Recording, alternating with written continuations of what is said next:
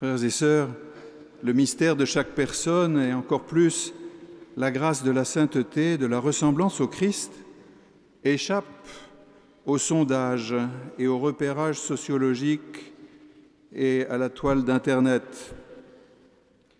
Je ne parle pas de l'idée de sainteté ou du catalogue des saints répertoriés, ni ce qu'on peut raconter d'eux, ni même du nombre de saints, de ces myriades de myriades évoquées par l'Apocalypse, mais je parle de ce qui fait vivre les saints en chair et en os, de ceux et celles que nous croisons tous les jours.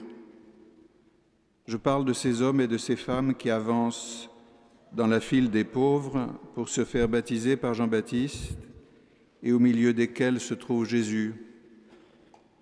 De cet homme et de cette femme qui vivent la vie de tout le monde, au bureau ou au travail, à la maison ou dans la rue, de cet homme et de cette femme qui cherchent Dieu et que Dieu, le premier, recherche, de ces catéchumènes, de ces convertis à l'occasion de leur prochain mariage ou de leur confirmation. Je parle de l'action et de la présence efficace de l'Esprit Saint et sanctifiant, se manifestant tout au long de nos vies à travers les sacrements. Je parle de la grâce du Christ, de l'onction de l'Esprit Saint, qui nous donne de goûter le commandement de l'amour et de chercher à le traduire dans notre comportement quotidien. Non pas d'abord par de grandes déclarations, mais par l'humble pratique des conseils évangéliques.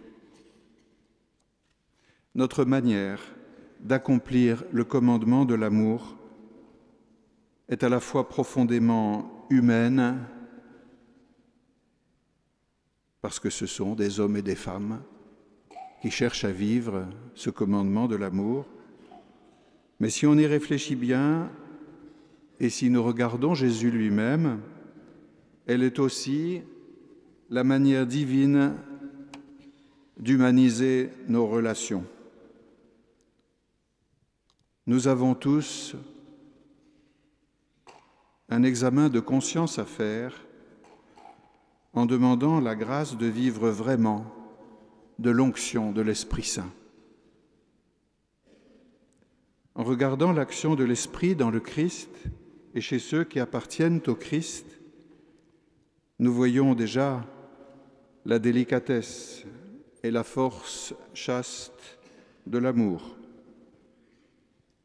Dans son éducation des 12, dans sa conduite de tous les disciples et de ceux et celles qu'il rencontre, Jésus montre l'intensité de son amour, mais il ne force et ne retient personne, il ouvre l'espace et ne le referme pas, surtout pas sur lui, puisqu'il conduit au Père. C'est auprès de lui que nous apprenons la chasteté et la délicatesse de l'amour. Le principal lieu de l'apprentissage et de l'exercice de ces relations est ou devrait être la famille, avec ses joies, mais aussi ses blessures, avec le deuil ou la séparation, mais aussi les retrouvailles et le pardon. Chacun est au service des autres, on s'y ouvre à d'autres relations. Ce n'est pas, ou ce ne devrait jamais être, le lieu d'un pouvoir, mais celui de l'amour désintéressé et chaste. Il en est de même dans le célibat consacré. Quand il est chaste, c'est-à-dire généreux, serviteur de la liberté des uns et des autres, oublieux de soi-même, joyeux, il est un signe éloquent de l'amour désintéressé de Dieu. Ressourçons-nous à la source de cette grâce, sans hésiter à nous demander où en sommes-nous de nos relations conjugales, filiales, paternelles et maternelles, avec les risques de possession ou l'abus d'autorité?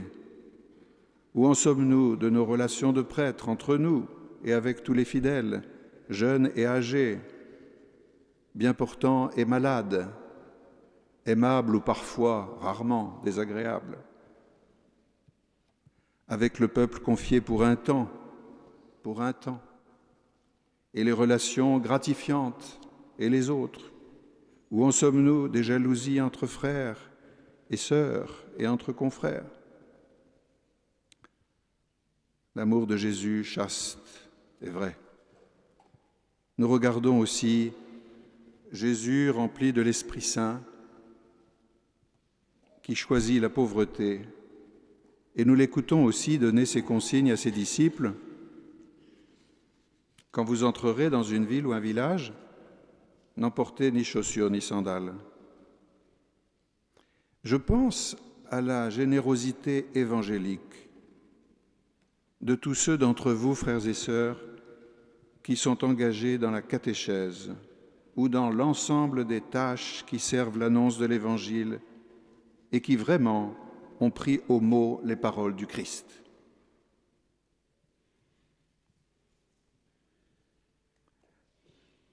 Ils ne demandent pas d'autre récompense que celle de servir. Pour évangéliser, c'est-à-dire pour annoncer de façon crédible l'Évangile, pour sortir des sentiers battus, c'est-à-dire des sentiers auxquels nous sommes habitués. Nous ne voulons pas singer les méthodes, ni prendre forcément tous les moyens du monde pour une efficacité qui ne serait que celle du monde.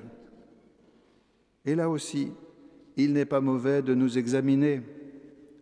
Nous laissons-nous guider par l'Esprit Saint, y compris dans nos choix matériels? Sommes-nous vraiment convaincus par la parole du Christ quand nous nous plaignons parfois, un peu trop, de manquer de moyens? Nous ferions bien de nous demander si tous ont le nécessaire pour vivre, et si nous partageons suffisamment non seulement le nécessaire, mais même le superflu. Même entre nous, nous qui parlons tant de solidarité et de justice dans le monde. Notre pape nous invite à entendre ce que nous disent et comment vivent les pauvres, et notamment comment ils vivent cette ressemblance avec le Christ. Par pauvreté, il s'agit bien sûr de la béatitude des pauvres. Une église diaconale n'est pas une église qui se penche de haut sur la misère du monde, mais l'église du Christ qui vit pauvrement et sait recevoir des pauvres et des humbles ce qu'ils ont à dire. Ces derniers ont beaucoup à nous apprendre. Par exemple, ils ne se servent pas de leur connaissance livresque pour se fabriquer un évangile qui varierait à chaque saison ou à chaque mode. Ils nous aident à voir la force, le sens littéral de l'évangile littéral et à découvrir où sont les vraies misères à soulager. Ils le savent. Enfin, à la lumière de l'Esprit Saint, Jésus, à travers les événements et les rencontres, voit son heure se dessiner. Lors de l'arrestation de Jean-Baptiste déjà, puis à travers l'opposition et le refus, la révolte contre Dieu qui se focalise sur lui, et bien sûr pendant les derniers jours avant Pâques. En recevant du Père les 12, tels qu'ils sont, quelle patience Jésus a-t-il dû avoir avec les zélotes, le zélote, Judas aussi, et Pierre. En recevant donc du Père les 12 tels qu'ils sont, à travers la faim et la soif à rassasier sans cesse, ils ont toujours faim de la parole de Dieu, ils ont toujours faim de pain. Vous ne serez donc jamais rassasiés. Vous ne comprendrez donc jamais. Les disciples à instruire, à envoyer, en éduquant leurs incompréhensions. C'est l'obéissance filiale au Père que le Fils nous montre et aussi nous donne. En regardant Jésus, nous comprenons ce que veut dire écouter et avoir confiance comme des fils. Jésus apprend cela à ses disciples et d'abord à Pierre lui-même. Depuis le début du ministère de Pierre jusqu'à ce moment charnière où Jésus ressuscité le rencontre et lui dit « Tu verras, un jour viendra où c'est pas toi qui te conduiras toi-même, mais un autre te conduira. » Frères et sœurs, vivre les changements professionnels, les mutations, ne pas les vivre comme une fatalité ni comme des catastrophes, même si ce sont des remises en cause et un saut dans l'inconnu d'un pays, d'une situation, vivre les épreuves de la maladie ou du deuil comme des appels et non comme des absurdités. Et nous, frères prêtres, l'accueil de nomination comme l'accueil d'une mission et donc d'une confiance faite et d'une parole où le Seigneur est présent. Rien de cela n'est facile. Frères baptisés, laïcs et consacrés dans la vie religieuse ou une autre forme de vie donnée, frères diacres, priez enfin pour nous prêtres qui allons bientôt renouveler les promesses de notre ordination. Nous vous avons reçus, nous vous recevons comme frères et sœurs. C'est notre joie. Vivre la foi et l'espérance avec vous est notre joie.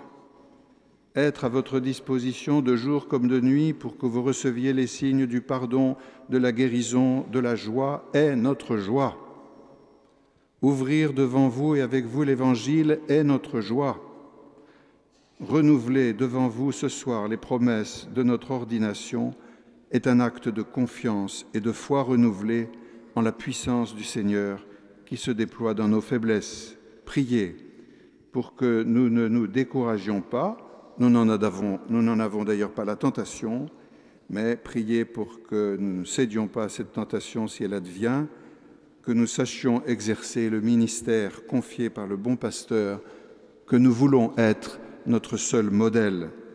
Merci pour votre patience devant nos limites, nos faiblesses, nos erreurs et nos péchés.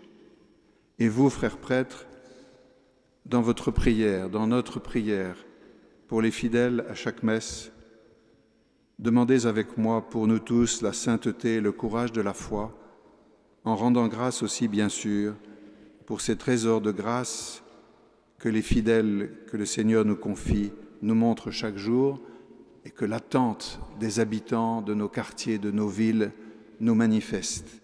Que la Vierge Marie et Saint Louis intercèdent pour nous. Amen.